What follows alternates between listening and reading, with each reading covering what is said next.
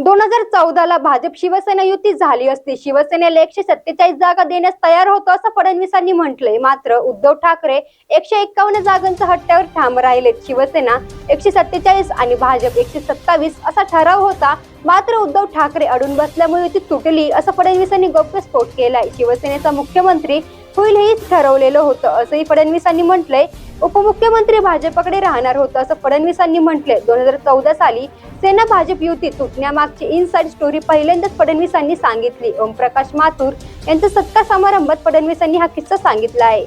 और हमने तो 2014 में देखा, हमारे मित्र उस समय के शिवसेना के, उनके साथ हमारी बातचीत चल रही थी और हम उनको ज्यादा जगह देने को भी तैयार थे, लेकिन उन्होंने एक आंकड़ा अपने मन में पकड़ लिया था। हमको 151 ही चाहिए, हम कहते थे 147 ले लीजिए, हम 127 ले लेंगे।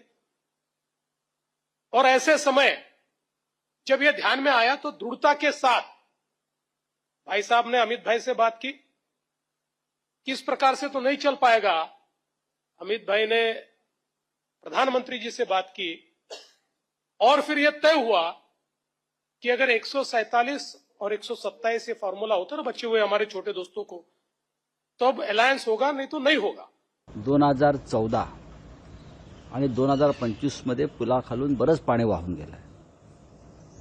तसं म्हटलं तर 2019 वर पण बोलायला हवं। 2019ला काय झालं? 2014 साली भारतीय जनता पक्षाचे वरिष्ठ नेते दिल्लीतून ठरलं होतं युती तोडायची। चर्चेचं फक्त गुऱ्हाळ सुरू होतं। माननीय बाळासाहेब ठाकरे नव्हते, हयात नव्हते। याचा फायदा घ्यावा, पहा आम्ही काय म्हणतोय ते।